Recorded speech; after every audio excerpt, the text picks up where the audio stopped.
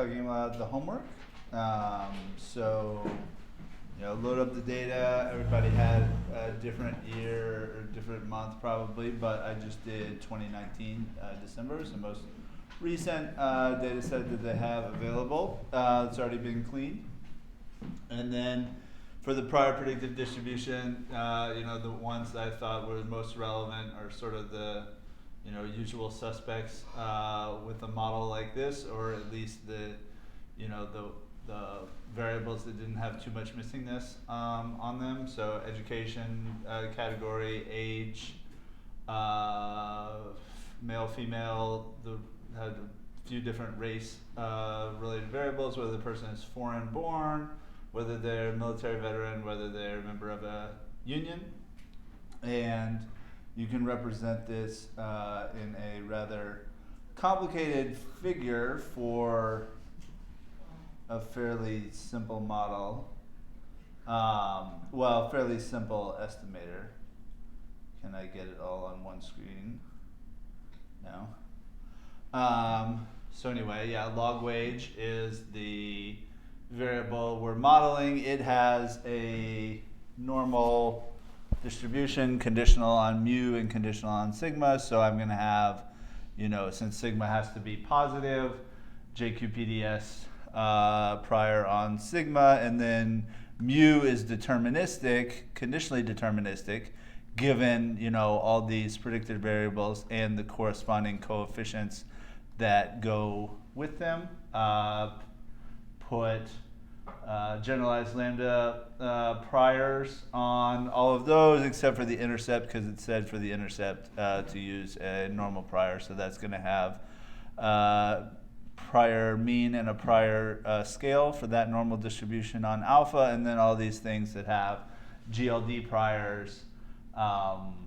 You're going to have to put in your quantiles for that and solve for the asymmetry and the steepness parameter like we've done a few times before, but it is pretty tedious not only to make this plot or graph, but also to specify all of these quantiles and stuff like that to fully characterize the distribution. And this is still a relatively simple flat. There's no hierarchical stuff going on here. It's certainly something that there are probably 100,000 papers that have already investigated, something like this. So this is a fairly well understood, fairly simple thing, and it still gets pretty tedious if you actually go in and think about it. That's one reason why, like, the stan LM function in our stan arm tries to put less burden on the user to do something like this. Question? The reasons that it's tedious is not just that you have to specify priors for each beta, but that you have to do so conditional on the other priors. Is that right? So how do you begin to think about this when you have 15, 20 predictors? So I'll show you the values that I used in a second. So it is true that you need to think about the coefficient on female conditional on all the other variables. So female of a particular age, and foreign born or not foreign born, stuff like that. However, the way it's depicted here, and the way the only really way that RCNARM currently supports, is to have priors on the marginal distributions, assuming your beliefs about all these coefficients are independent, even though it's sort of a not quite satisfactory thing about the way RCNARM does it, or maybe Bayesian inference in general. There's lots of reasons to think that your prior beliefs about these parameters should not be independent of each other.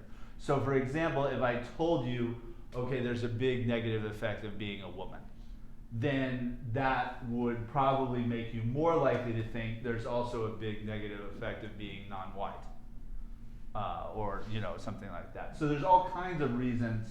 Certainly, if the reference category here is like you don't graduate from high school, you should have, not independent beliefs about how much, more log wages you would expect to get as you get, more and more levels of schooling. So there's all kinds of reasons why, if you really thought about it, your prior beliefs about all these coefficients collectively should not be independent of each other. However, the cost to the user of specifying a multivariate prior is like exponentially more complicated than specifying univariate priors. Like we haven't really got into multivariate distributions yet, but people would have a difficult time even specifying a valid multivariate distribution, much less one that really corresponds to their beliefs. And so with RStan ARM, we basically, even when we started this, gave up on that idea a while ago.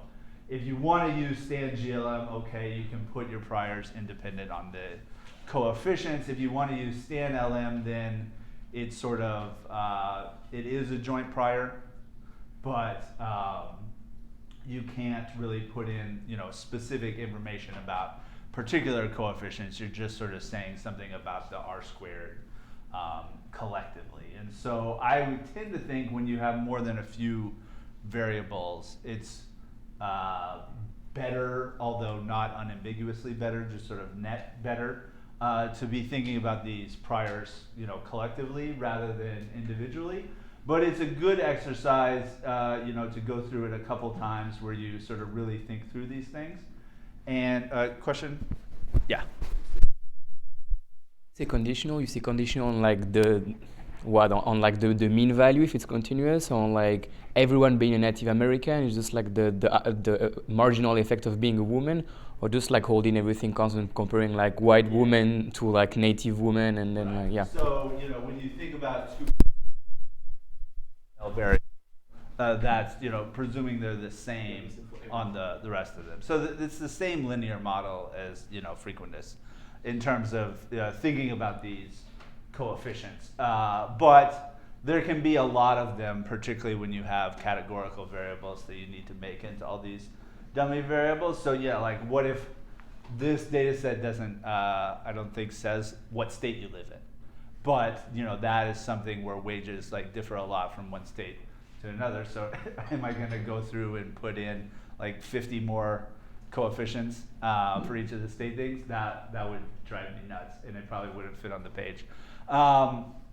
So when the number of parameters starts to get big, it's good to have priors that sort of think about them collectively, and it's good to shift more to hierarchical models, which we haven't learned about yet. But when we do, it'll be more sort of thinking about the conditional distribution of the coefficients given some other parameters that can help to simplify things, make it a little bit easier. I think this also underscores another important point, when you're doing your QMSS theses or your PhD dissertations, anytime you have opportunity to actually design a study in advance, it's good to design studies in as far as you can in a way where you don't need that many variables. Like the nature of the research design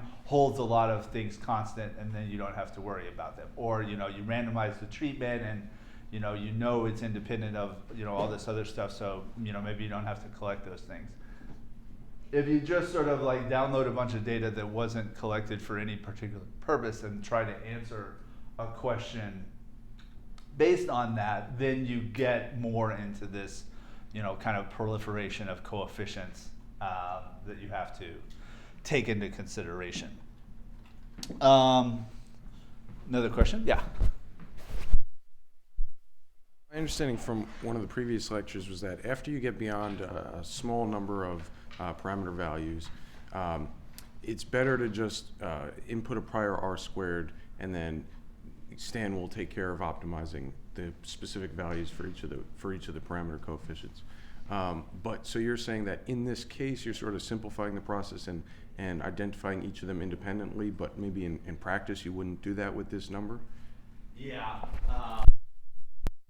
So that's why I tend to like stan LM rather than stan GLM with family equal Gaussian, because it gives me the opportunity to do the prior collectively, also improve the performance of stan. So yeah, I agree with what you said. It's just with the MCMC algorithm we're doing in stan, it's not optimization, but conditional on the prior information you give about R squared, then that sort of narrows down the plausible parameter values even before you see the data to a more manageable range. And then stan is extremely efficient at going through that manageable area with the right probability. Yes. You still need to get like a prior for every parameters if you want the prior predictive, if you want to do like prior predictive distribution like sampling.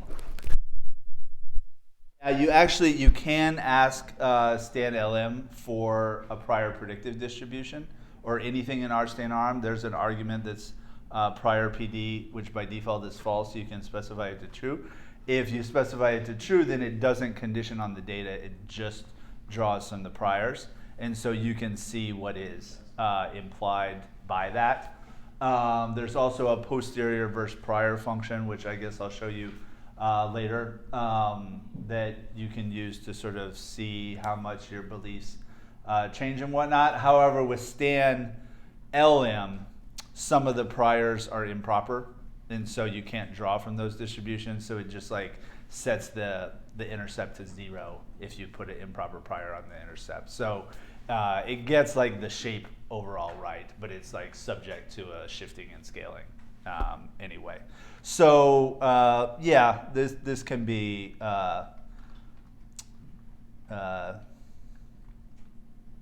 time consuming.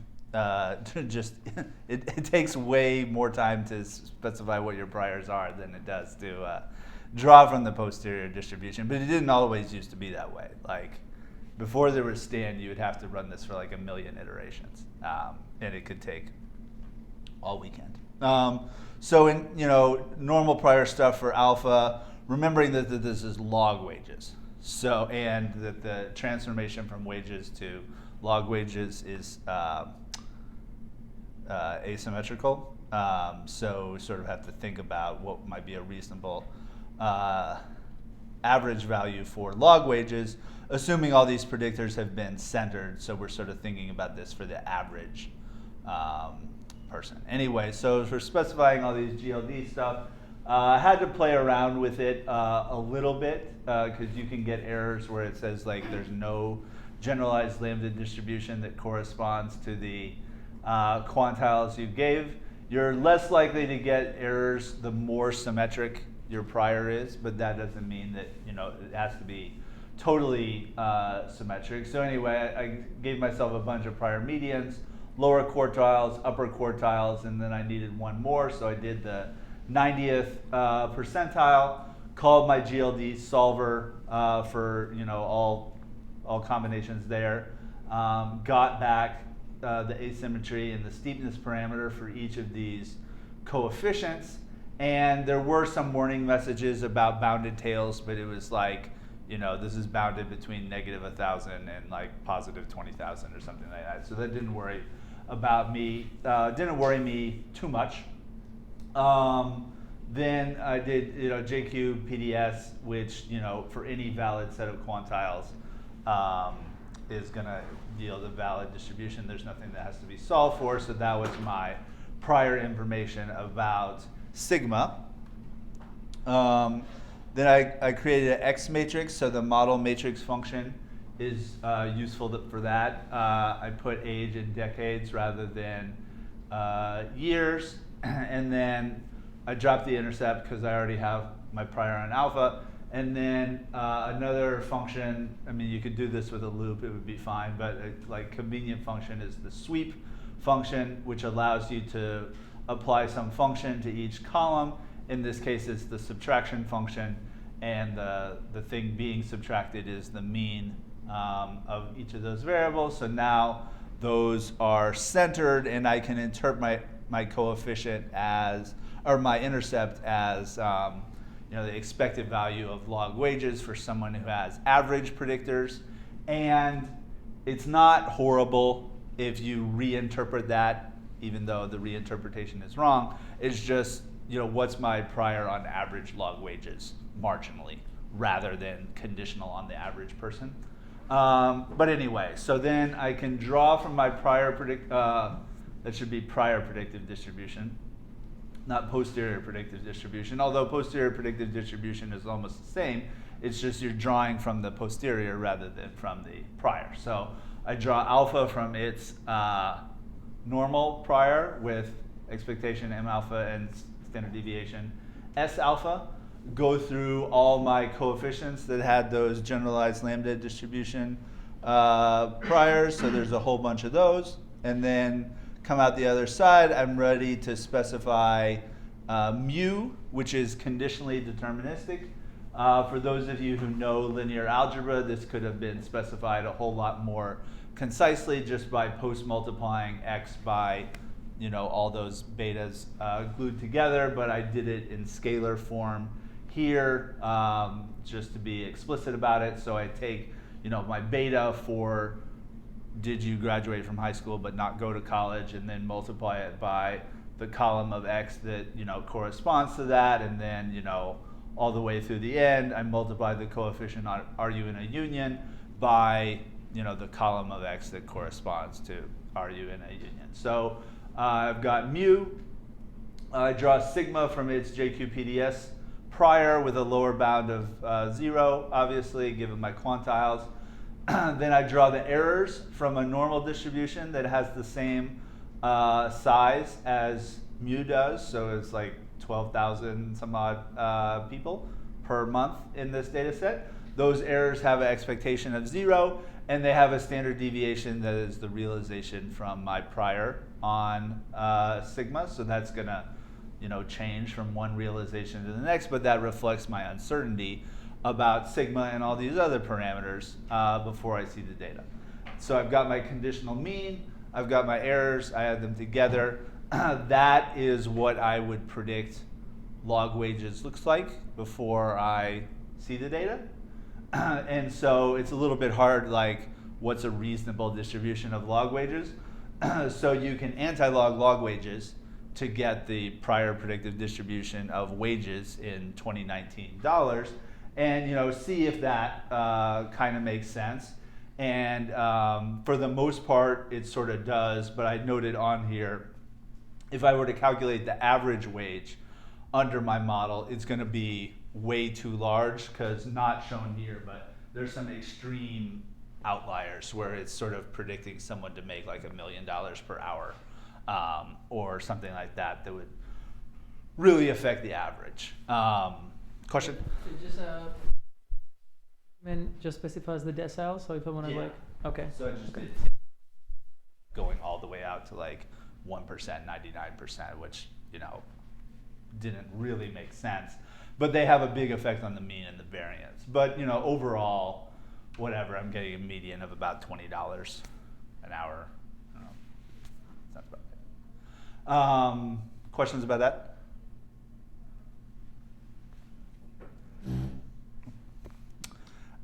Okay, then I can repeat essentially the same process to calculate, what's my prior on the R squared. So, I basically just copy and paste that code, but instead of drawing Y when I get to here, I just construct the R squared. So that in the numerator is the variance over the 12,000 observations of mu. And then in the denominator, it's the error variance plus the variance of mu. So numerator, denominator, and then R squared is going to be some ratio between 0 and 1. But it's going to have, uncertainty in it, because I took 1,000 repetitions of this. And then, I can look at the summary of that. Probably putting too much probability on high values of R squared, It seems unrealistic to me that there's like a 25% chance that my R squared would be greater than 0.71. But you know, the median and the mean seem like kind of reasonable numbers here. But I sort of had to make maybe smaller prior medians than what I kind of actually thought in order to keep the R squared down to what I thought would be a reasonable level based on my understanding of, you know, the big literature in microeconomics about this sort of thing. So I could have made my prior on sigma be farther to the right to counterbalance that, but I thought my prior on sigma was kind of reasonable. Anyway, so this comes out with a median of 0.32 or whatever, and I can use that in the next subproblem when I call stan LM. Questions about the R squared thing? No? Okay, so after spending however many hours you spent on that, call stan LM, and it seems like, I don't know if anticlimactic is the right word, but it takes like 10 seconds. You know, to do all this, even though we have like 15 different predictors. It comes back like this. You see with, you know, 13,000 observations, it moves stuff off the prior rather easily.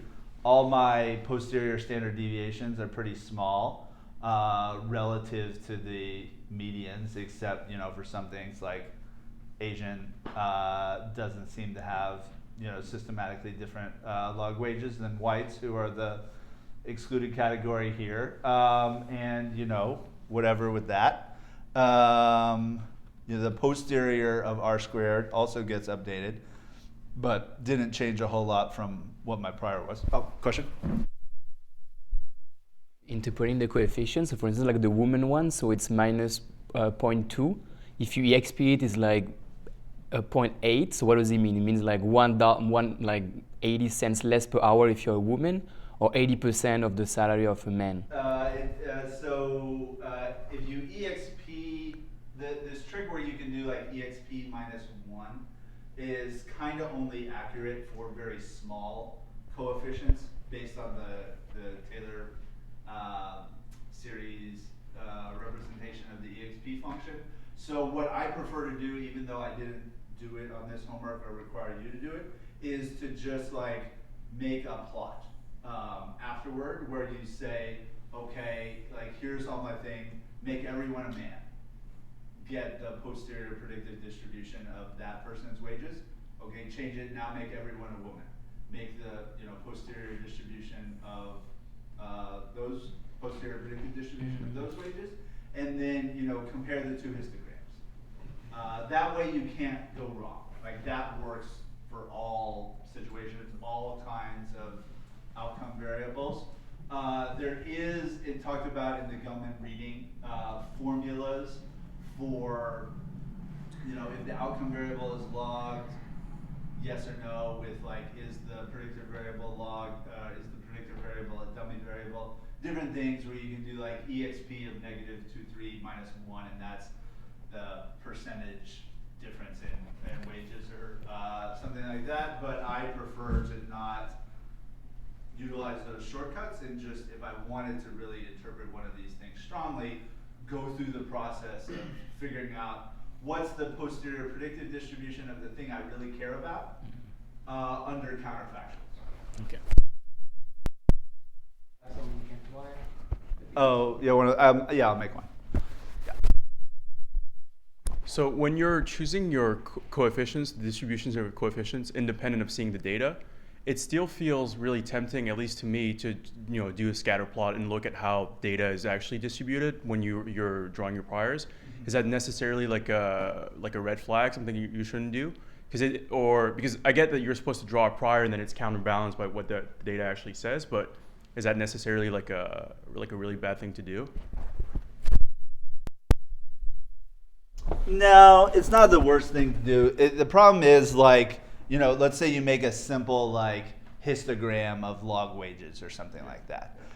That doesn't specifically tell you about any of these coefficients. You would need like a 20-dimensional plot in order to see something like that. It doesn't even really tell you anything about sigma, because sigma is the standard deviation of the errors. So yeah, like conceptually speaking, sigma ought to be less than the standard deviation of the data, but you sort of don't know how much less, except with reference to what you think the prior R squared is. And so I don't think you gain a whole lot from exploratory data analysis in terms of trying to think about your priors or specify one of these models, but it doesn't hurt that much. And if you're really worried about getting like very exact posterior beliefs and inferences about something, do that sort of thing with like a subset of the data, or do it with a year that you don't care about. And then, the data that you actually do care about conditioning on, you can keep that separate until you need it. Other questions? Another question. What you were describing in his answer about like interpreting the coefficient on one of those, that's what you did with like the Roche study last lecture, like the estimating the treatment effect. So same process. Same process. No. They don't get wages. Question. Is another reason that you favor the approach that you do because this is basically a point estimate, and if we were to exponentiate and look at it, we're just getting a point estimate, but not the distribution. Right. This idea of interpret your coefficients only makes sense for like Gaussian, no link function, no transformations, no interactions, just like the most simple linear model.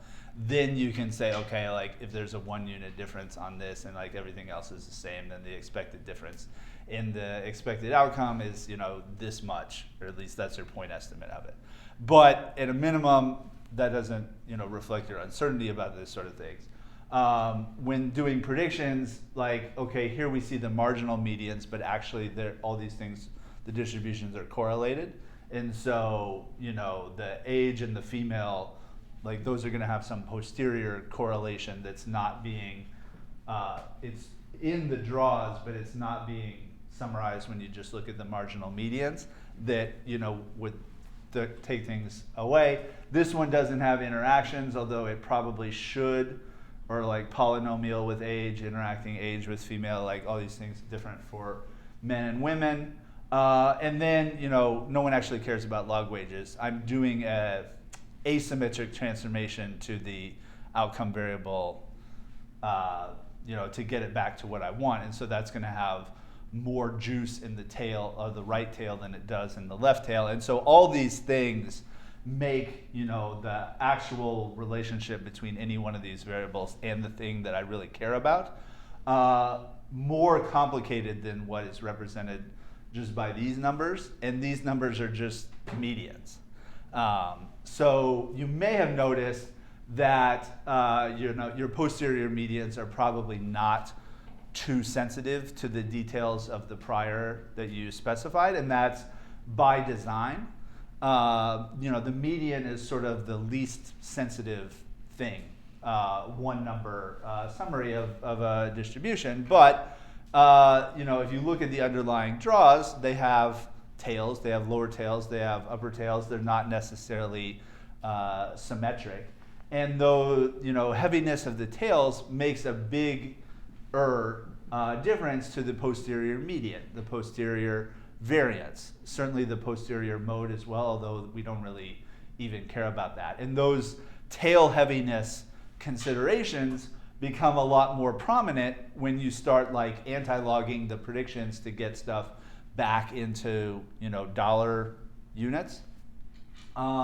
So one of the reasons why you should try to do as good as you can about specifying the priors is they do affect tail things more than what's indicated by this. But this is supposed to not be too overwhelming to people who, would use LM in a heartbeat if stand LM wasn't just like real easy and real fast.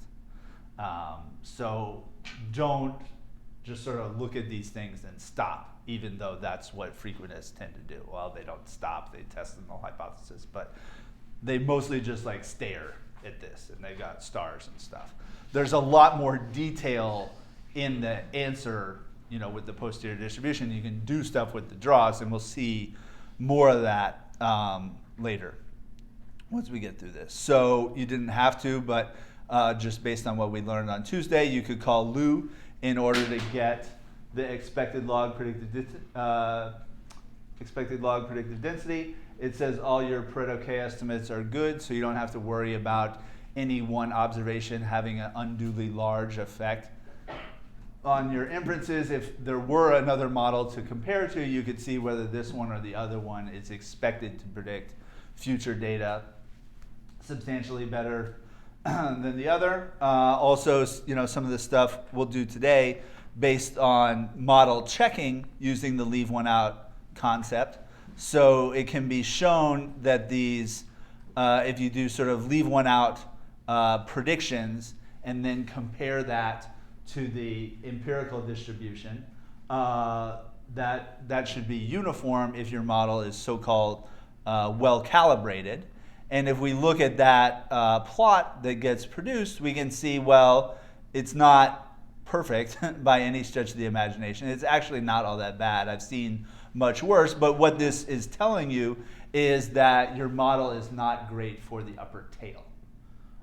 Well, it's worse for the upper tail than it is for like the rest of the distribution of wages. And so you might want to think more about, what is it your model is lacking that causes it to not be able to explain like doctors and lawyers and hedge fund people, although they don't really have wages, as well as it does for your more blue collar jobs, etc. So we'll see more examples of that today.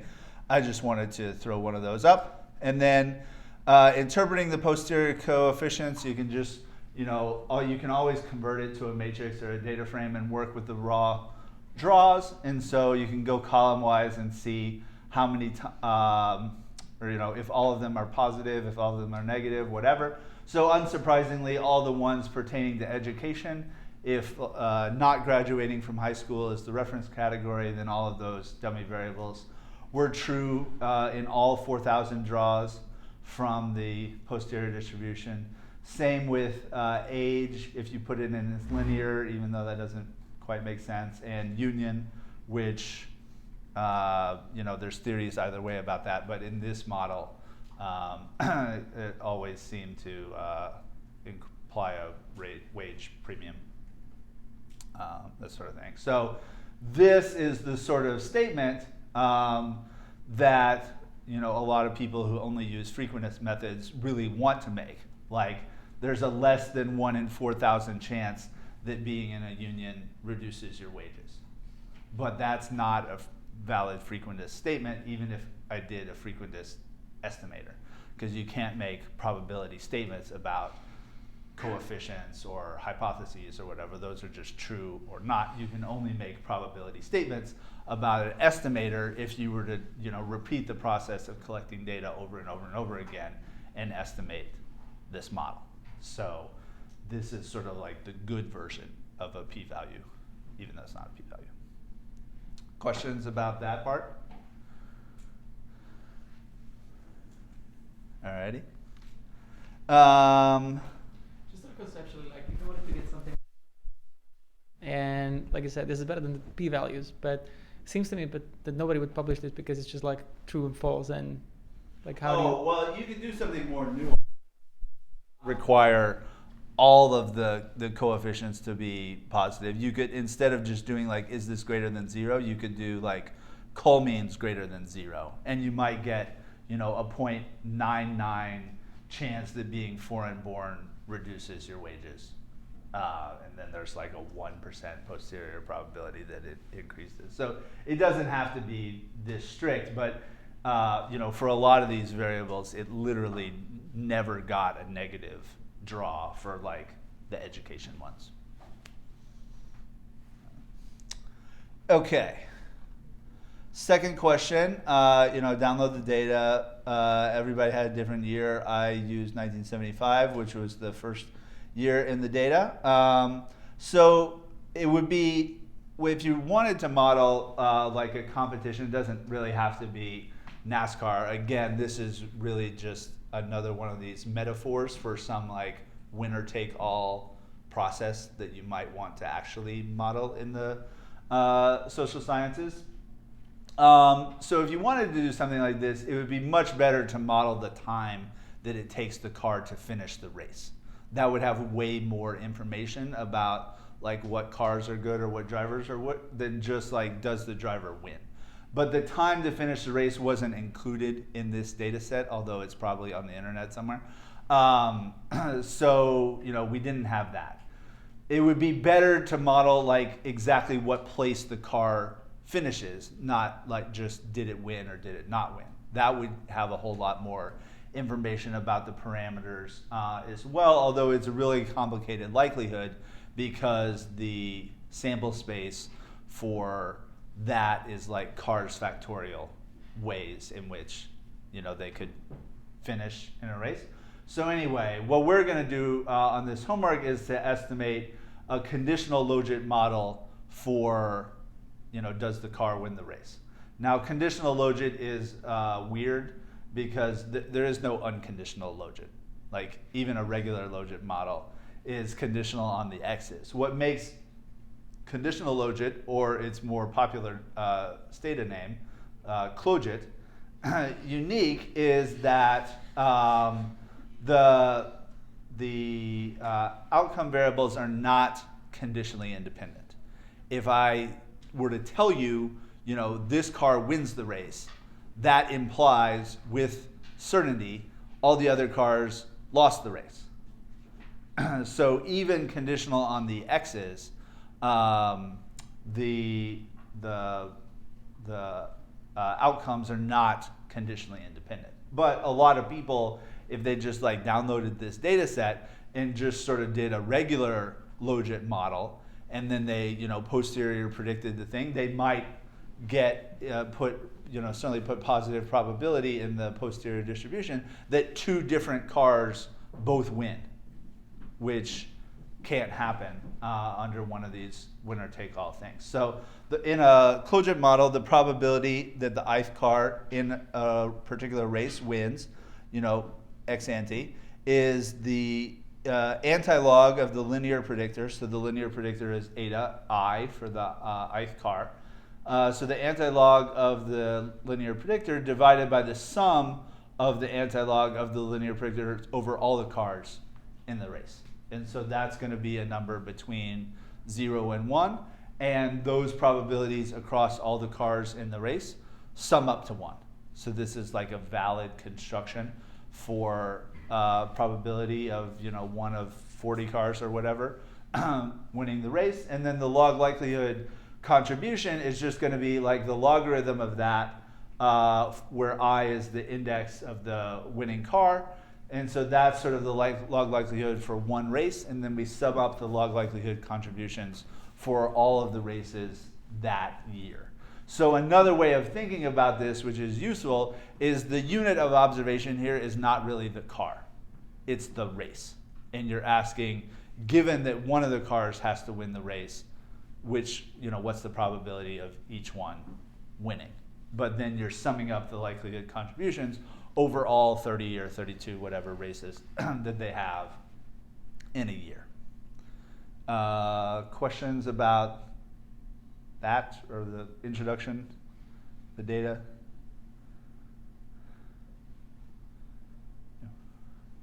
Anyway, so this sort of model is extremely popular in epidemiology. When studying rare diseases, they will make a research design where they sort of try to find as many people as they can that have the rare disease, but that's, because it's rare, usually not that many. So they might get like 50 people who have the rare disease. And then the other part of their research design is for each of those 50 people, they get another person who like has the same values of the predictors, but doesn't have the disease. And so they make these pairs. The unit of observation is really the pair. One person who has the disease, one person who doesn't, and they have the same values as much as they can on the other variables, except for maybe the treatment variable or something like that, which is randomly assigned to one of them. And so they did a research design where by construction, one person in each pair is healthy and one person in each pair is sick. And so you have to reflect that in the likelihood in doing one of these models. So that is known in epidemiology as a case control design. And it doesn't have to be pairs. Like you could get 5 healthy people for every one person who has the disease. But anyway, within your groupings, exactly one person is going to be like y equal 1 and everyone else is going to be y equals 0. The person who popularized this sort of model in social science, particularly in economics, Gary Chamberlain, unfortunately died last week. And so you see a lot of people on the internet doing like tribute homework problems for him. But he made a lot of contributions to econometrics, not so much Bayesian, but just thinking through, okay, what would be a reasonable model for like an auction or something like that, where only one person can win. All right. So inverse CDF, that distribution is actually called the Gumbel distribution. The one that we're using has the scale parameter fixed at 1. It has another parameter which is denoted mu. It's not actually an expectation, it's the mode. And anyway, we can draw from a Gumbel distribution just by pushing random draws from a standard uniform through that transformation, tack on mu. So still a lot of people were not totally comfortable with this idea, but actually, like when you call R norm in R, what it does is it takes a random draw from a standard uniform distribution and pushes it through the inverse CDF of the standard normal. So that is like one of the basic ways to obtain random draws from some distribution is as long as you can get a standard normal, standard uniform realization, then just push that through a transformation that is an increasing function of u, and then that is going to be a realization from some distribution that's defined by this function, or the inverse of that function is the CDF, or the derivative of the inverse of that function is the PDF, etc. Any one of those is sufficient to characterize the distribution. And what's kind of interesting about the Gumbel distribution is that the difference between two realizations of the Gumbel distribution that may have different modes but they have the same scale is distributed logistic. And this is why it ties into like a special form of a logit model. We're using basically the difference between, even though we don't observe the time, the difference between the winner's time and like the second place finisher's time is distributed logistic depending on the difference of their two modes. And so that's why it's called conditional logit. We're really just using the logistic distribution in a different way. So prior predictive distribution for this can filter down to the first race. And then if you want to draw from the prior predictive distribution of the time, you can draw from your prior on the intercept. You can draw from your prior on the slope for where the car starts the race. And then the problem set alluded to, you have dummy variables for each driver, and that's fine. That's one way to think about it. Like you have a matrix that's, 40 by 40 or something like that, that has a 1 in each column depending on which the driver is, and you can think about multiplying all of those columns by the corresponding coefficient. But actually an easier way to think about it is just, again, if you go back to this idea that the unit of observation is the race, then all you really have to do is add a draw from your prior on the driver shifts to, you know, the rest of it. There'll be one per driver. And if you only have to worry about one race, not like all the races in that year, then, you know, it's pretty easy. But even if you did have to worry about all the races in that year, it wouldn't be that bad. So then we get mu. Our realization of that is conditionally deterministic. Intercept plus slope times where you start. Again, I centered the start thing, so I could just interpret the intercept as sort of like the average time for a NASCAR race. And then I add my 40 gammas or whatever on to each of those in order to shift based on my prior about the skill of the drivers, but I didn't know really or have any reason to believe that one driver was better than the other, so I was just drawing them all from a normal distribution that had a mean of 0. Anyway, we get the mu, throw that through the Gumbel function that we wrote to draw from that distribution in the previous problem, and then we get this matrix of race times. And then once you have the matrix of race times, the predicted distribution for the winner is simply, you know, how often does a particular driver have the shortest time?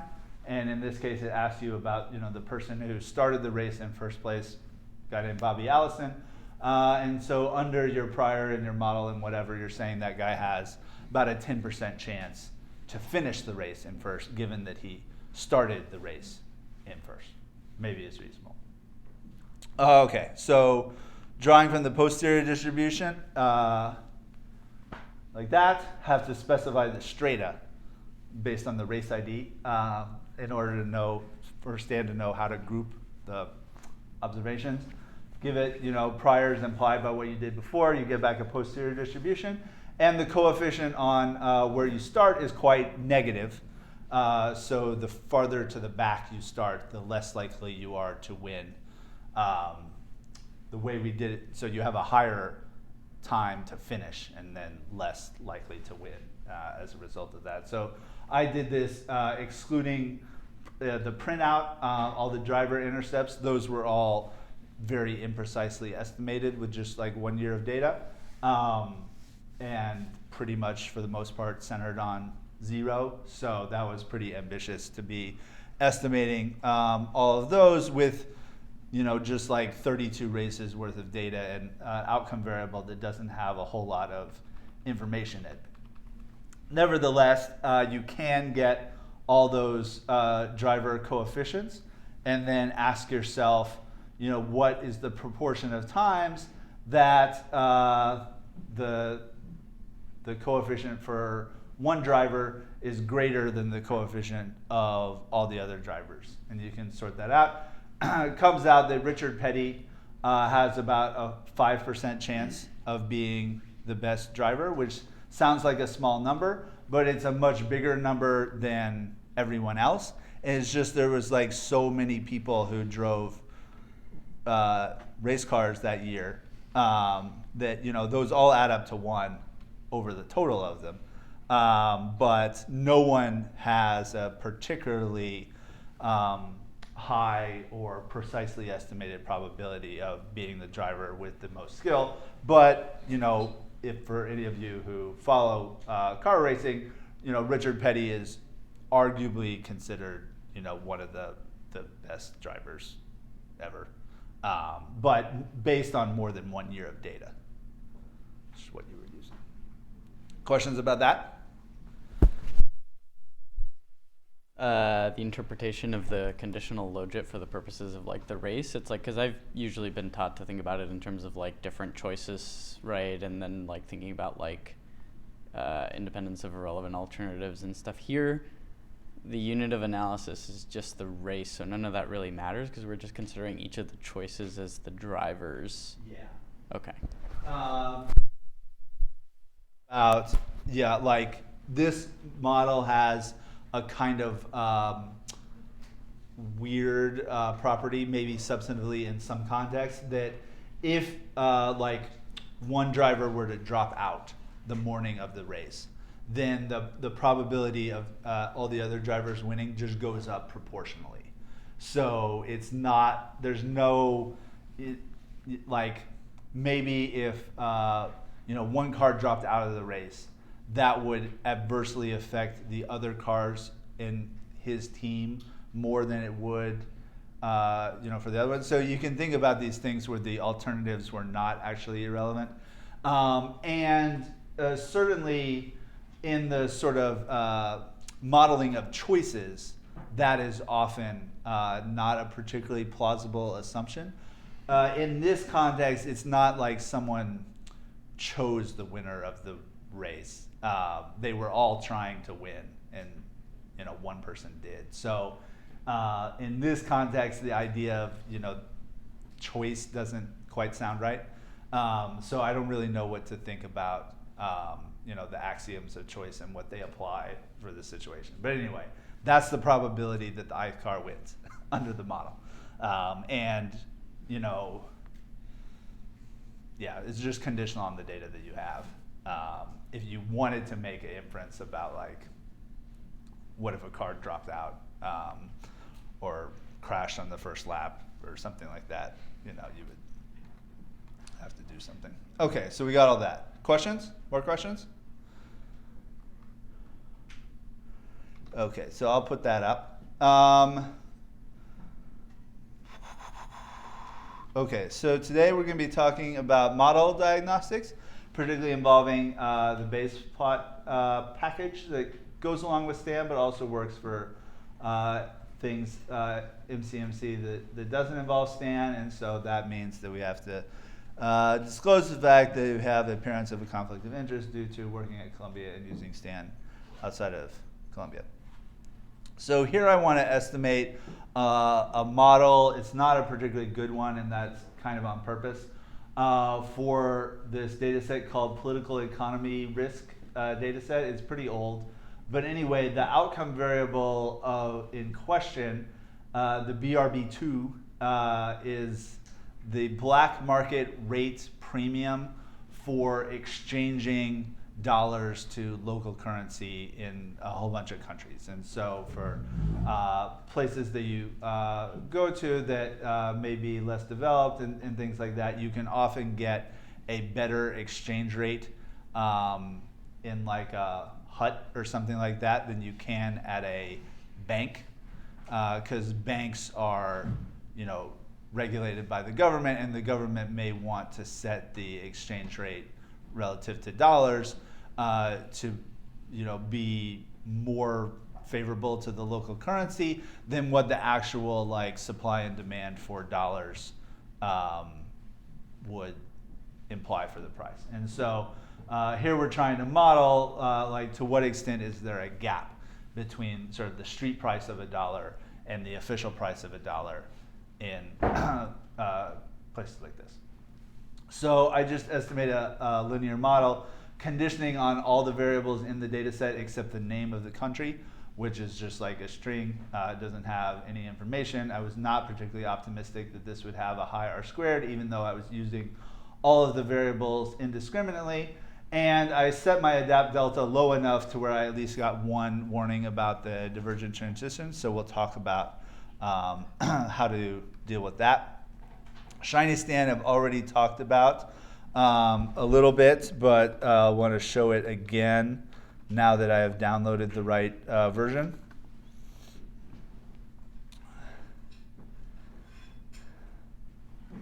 No, still the wrong version.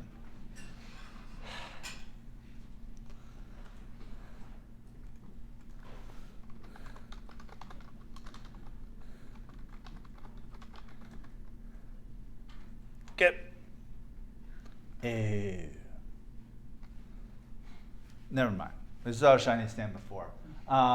It has a lot of diagnostics that you can click through, but we mostly want to emphasize today how to generate those programmatically. So the bayesplot package has a bunch of functions that are prefixed by different things. So the ones that are prefixed by PPC, those are functions that indicate posterior predictive checks. that you can do to obtain an illustration as to whether your model is more or less appropriate for the data that you use to update your beliefs about the parameters under the model. And there's like 40 different functions that it has. We'll show a few of those. So this is one of the more basic ones. So if you call pp_check in the rstan arm package, give it the thing that your stan lm or whatever function produced, and then you tell it what function do you want to plot. So with all of these things, the thing that comes out is a ggplot2 object. And so you can do like plus legend, plus axis, all this stuff to change how it looks. I'm not going to go into too much detail about that, but if you already know it, you can do it. And if you don't already know it, it's fine for the homeworks or whatever. So here in the dark blue line, we have kernel density of the actual outcome data for the one that we observed.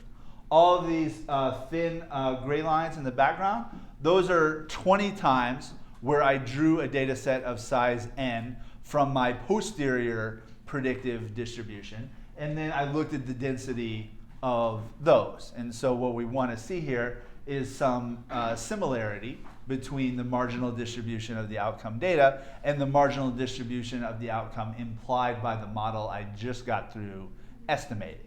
So as we see in reality, in the real data with the blue line, we have a bimodal marginal distribution. And the model that we estimated basically managed to not catch the bimodality. All of these realizations from the posterior predictive distribution pretty much just have one mode, and it's kind of a little bit between the two modes marginally in the actual data. And so this is telling me that my model that I estimated, even though like there was only one warning and things like that, isn't actually that great a model for these data. It's missing something important that is driving some important variation in the actual data is being completely glossed over by the model that I estimated. So this is a good thing to plot, it's just not a good thing to see. Understand? So if this was whatever, so posterior predictive distribution, same process as the prior predictive distribution. It's just you're drawing from the posterior rather than the prior, and then simulating what the data are supposed to look like. And so in this case, what the data were anticipated to look like by the model is not actually what the data looked like in an important respect. So if, according to your model, y should fall within a posterior predictive interval with probability 0.05, then that should hold for about half of the observations in your data set. So I could draw posterior predict, give it the object. That's going to produce a 4,000 by 60 or whatever in this case, so iterations by n. So for each of the 60 countries, I have 4,000 draws from the distribution implied by my model as to what the outcome should look like. And so those 4,000 draws, we can make intervals out of them that have 50% probability and look to see for how many of the 60 countries are they falling in 50% intervals, and that should hold for about 30 of the countries and not for about 30 of the countries. So here I do a PPC intervals grouped call, also specify the grouping variable, which is the court's I guess dummy variable as to like, do they have an independent judiciary in that country. So here we have the intervals in sort of gray, and then the actual observed values of y are again in dark blue. So here's a classic example of one where the actual data was way outside what the model would predict, for that country. Kind of in the middle here is not looking so bad, but it starts to look bad again for higher values of the outcome variable in places that have like kangaroo courts. For the places that have independent courts, it's different, but not much better. We have a lot of observations that have the same value in the actual data. I don't know why that is. We tend to be a little bit too high for those low-tailed ones, and we tend to be too low for the higher-tailed ones. Yeah. Could possibly the ones with like the same values be the places where no money is traded on the black market because everything is so legal and perfect? That may be true. We're like a long time ago, so I don't know reality of it. I also think like the data set managed to not have a dummy variable for whether the country had like a floating exchange rate or a peg or like some other information that you think would be relevant. So anyway, I don't quite know why this model is bad, but it's bad. And I wanted to show you all the ways that it is bad. And then if you wanted to investigate how to do a better model, you would have to have more knowledge or data than what I'm working with here. So even though this model seems to not capture some important aspects of this data generating process, it nevertheless overfits. So if we did, the same thing that we did on Tuesday, calculate the margin, the column-wise interquartile range for the posterior predictive distribution, and then ask ourselves how many times, the countries are actually falling in, we get 65% of the observations falling in 50% intervals. So it does overfit. You can overfit with a Bayesian approach and MCMC, but what I want to emphasize is that I didn't have to split my data into training and testing in order for me to see that I have overfit. There's a lot of people out there, mostly not from a Bayesian tradition, who would be like, no, you have to split your data into training and testing, put like 20% into testing. Well, I only have like 63 observations or something like that to begin with, not many. And so you're saying I got to put 15 into testing. I would get a much less precise posterior distribution. And I can tell like even better from the 63 observations that I conditioned on that this model is not only bad, but also overfitting, than I could if I had 15 observations that were held out and then I was trying to like come up with some average over just like 15 observations to tell me, how much it's overfitting. So yeah, you can overfit, but it's usually because you have a not great model or even worse priors. And even if you do, sometimes you overfit, sometimes you underfit. You should always be able to tell from the data that you're conditioning on without having to quarantine 20% of your observations just to make that determination that you've overfit. You can tell that from the data that you have. But when you do kind of lazy stuff like, take this outcome variable and like regress it on all the other variables in the data set, whatever those are, you often get like pretty stupid models substantively, and they can misbehave in a variety of ways. So nevertheless, there are people who say, you can't tell anything from evaluating the model on the data that you conditioned on. You have to hold out, observations. So even though it's not that big a deal, we can make interval plots based on the leave one out idea. So what would be the posterior predictive distribution for the 7th observation, conditional on all the observations but the 7th?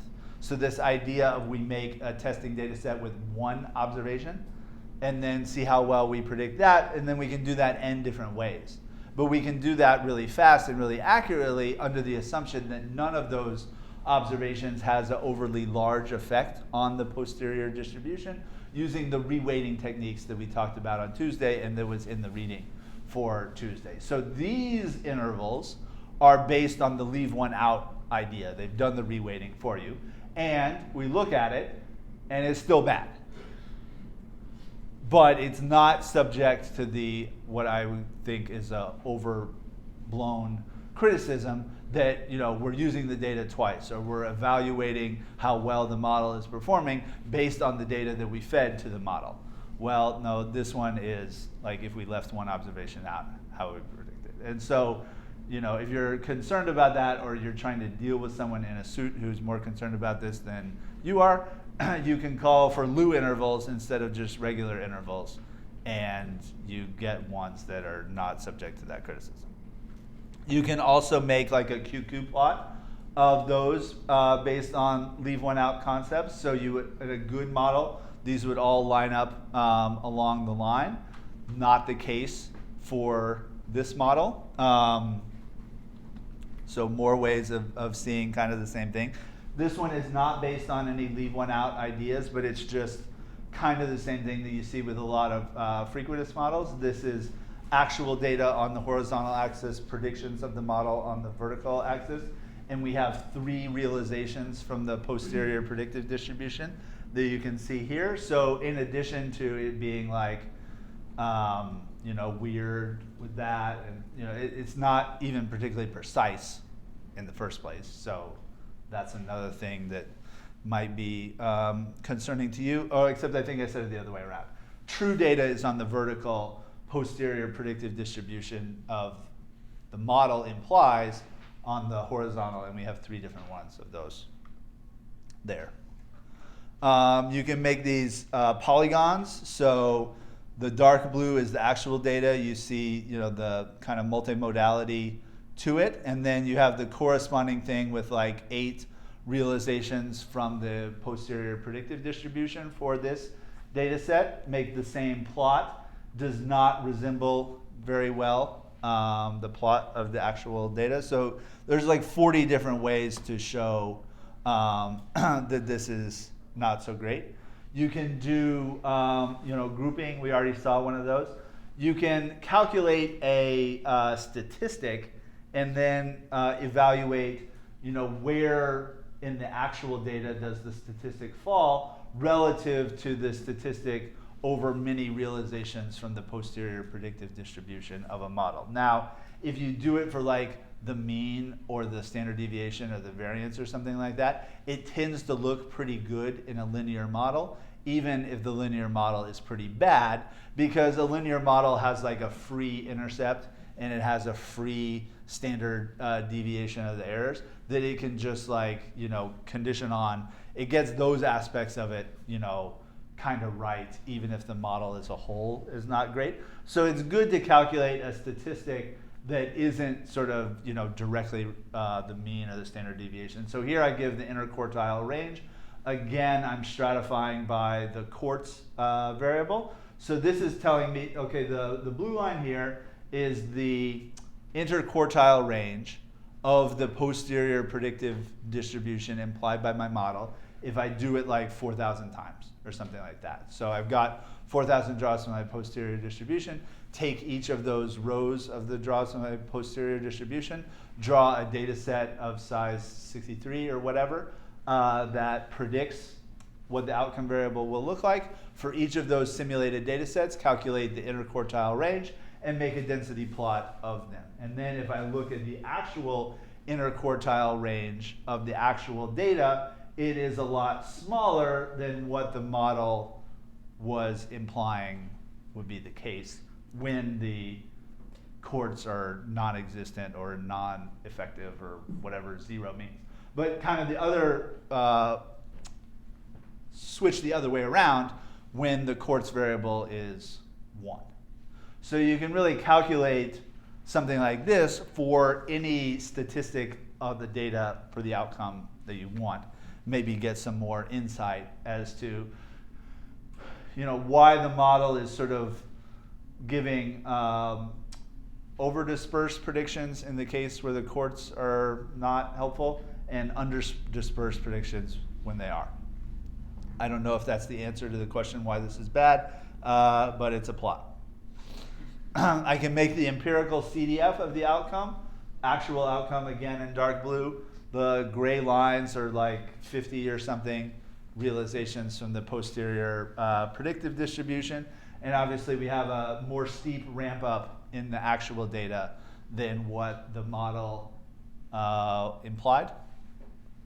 All these sorts of things.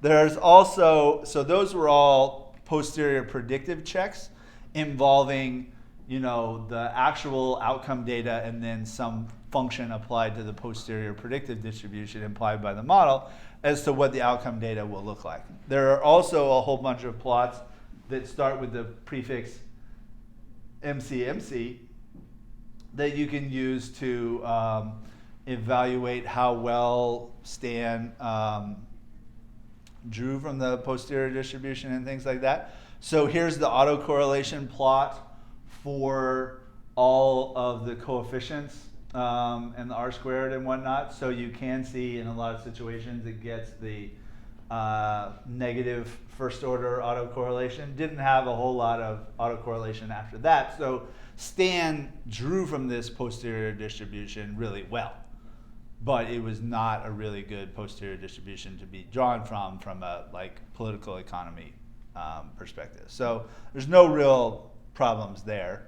It's become a very popular way of visualizing the output of a posterior distribution by sort of stacking up all the variables that you want to consider. It takes a regular expression to where you can subset that down and basically make like a density plot that's superimposed on each other. So this kind of tells you that for all of these variables in the model, which I don't know what they are except for quartz, and GDP2 is like per capita income.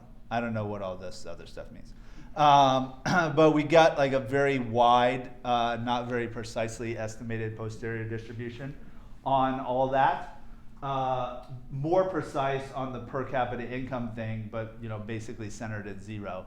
So it doesn't necessarily seem as if, you know, the level of development exactly explains this. And the other ones, I don't know. This is just kind of a nice way to show most of the posterior margins on one plot. You can also call MCMC hex to see a two-dimensional slice of your posterior distribution. Here on the only two variables that I knew what they were. So it makes a plot like that, and the color depth is proportional to the posterior density.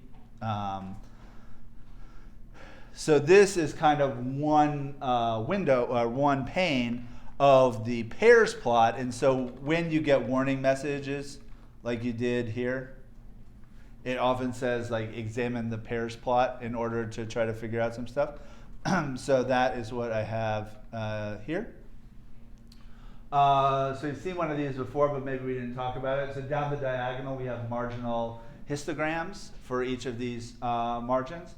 In the off diagonals, we have sort of the bivariate distribution of the draws in the posterior distribution. So you can see here, there's a very negative correlation between the posterior intercept and the posterior coefficient on per capita income.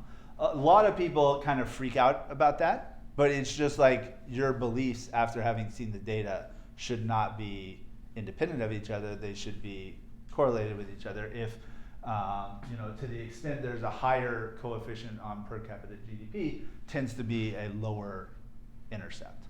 So you might say, well, like, what's the difference between this blob and that blob if they're both the plane for the intercept and the quartz coefficient? So the ones above the diagonal, this is realizations where they had above average probability of the, or above median probability of that draw being accepted when Stan did his thing. The one below the diagonal, it's the same two variables, but the ones below the diagonal have below median probability of being accepted. So these ones over down here are sort of when the previous draw tended to start out in the tail. And the ones above the diagonal are for when the previous draw tended to start out like more toward the middle of the distribution. And so you can sometimes get a little bit of intuition when things go wrong with the sampling. You know, is it going wrong when you start off in the tail, or is it going wrong when you start off in the middle? So here we see in red the one realization where we got a divergent transition. Now, when there's only one, it's sort of hard to figure out the pattern as to why it's the case. But empirically, when most of the red are above the diagonal, so when you start out near the middle, that can usually be overcome by just increasing the adapt delta tuning parameter a little bit, and those will usually go away. It's harder to make them go away when the red dots are below the diagonal. That you can try to increase adapt delta, but that is more likely to say you need to change your model because it's having a hard time dealing with the tails. Now, in this case, I could make this one go away if I just made my adapt delta a little bit higher. But you might, when you get more divergent transitions, look at this pairs plot and try to see, what's the pattern of them. What two variables, their combination, is making this difficult for Stan to draw from that. And there might be some transformations that you can do to get around that. There's not a whole lot you can do with RStanArm because the code is already compiled. But if you were thinking about doing my own Stan models, then you have more choices as to how you could overcome things like this. So anyway, pairs plot, useful tool for that. Finally, this one from the reading is another good one for analyzing divergent transitions. So this is a parallel coordinates plot. Basically, it stacks up all the variables along the horizontal axis here, and each line is a draw from the posterior distribution, and then there's a line segment, connecting the intercept to the realization from coords, and then another one for PSRX21 and all the other variables and stuff like that. So this kind of gives you a little bit of a sense of the multivariate distribution, and you can see where in the multivariate distribution do the divergent transitions tend to come from. In this case, there was only one, so it's kind of hard to infer anything about that, and it seems to be coming right from the middle. But sometimes, in the reading, you would see it kind of goes along fine, and then all of the divergent transitions are when this variable is real low or something like that. Then you might say, okay, is there some transformation I can do that makes the curvature of the posterior distribution less extreme, on that variable, or that variable when it's adjacent to the other one, or some things like that. Anyway, when we get to estimating our own Stan models, you'll see divergent transitions a lot more prevalent. For RStanArm, we've mostly, they don't come up that much unless you sort of intentionally do something a little weird. So the techniques that we'll talk about for overcoming divergent transitions is going to have to wait for a little while. But when we do, we want to be looking at plots like this. Okay, out of slides, out of time. Yeah, I'll put a couple more plots up on Campus Wire about the things that I said I would make a plot about, and we'll pick it up next time on Tuesday, talking more about things that you can do with the output once you've got draws from a posterior distribution that you defined. So we'll do it more then. That's it.